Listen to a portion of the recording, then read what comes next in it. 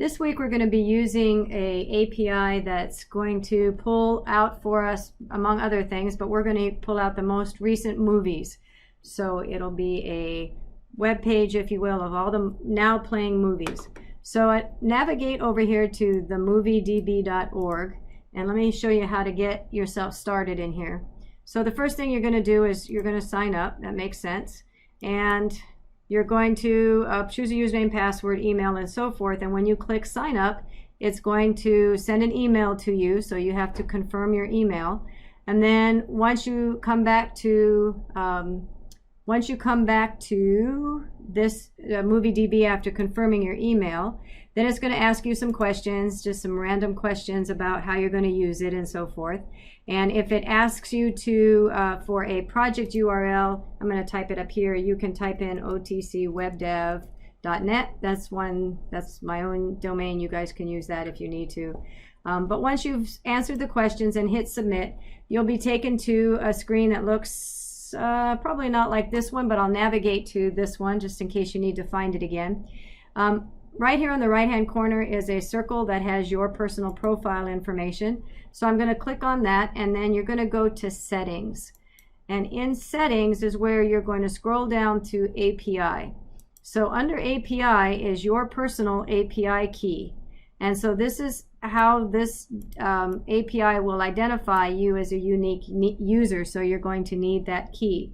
So right now I'm going to copy that key so that I can use it in an example in an API call coming up here as I progress through this video. So I'm going to copy this, and I'm going to go to API. Up here on the top of the window, there's this little API, very small. I'm going to click on API, and then here it says developers, the mdb.org. Hopefully you can see me circling that. And I'm going to click on that. And there's lots of different things that you can pull from this, but I want us all to use the same one just to make our example and things easier to flow. So on the left-hand side here, this is movies. So I'm going to click on movies. And then the API that I want us to use is going to be down to where it says Get Now Playing. So Get Now Playing is the API that I want to utilize for this assignment. So we're going to click on Get Now Playing. So I have Get Movie Now Playing. And if you look at Try It Out, if I click on Try It Out, optional, we'll go ahead and do this. I'm going to put my key that I just copied and Control V there. And so here's the API GET request that you're going to need to pull the data for this particular query. And if I click on Send Request, you should see all the JSON that you get. So this is a bunch of, if you look at it very carefully, and we'll do this in our next video, but if you look at it very closely, but what we're being returned is being returned results, which is in fact, let me see if I can't make this any bigger, which is an array. Notice that there's an array here. So if I scroll down here all the way to the bottom, you'll see the opening and closing bracket. So there's an array. So there's also some other information, but I'm returning the first property is an array. And if you look at the array then, so I have an array of, and so this first array item, results of 0, is an object that has a movie. Results of array 1 is an object that has a movie. And that object, in fact, even has an array. It has an array of genre IDs. So in order to get at this data, I'm going to have to get at results. I'm going to have to loop through this array, and results of 0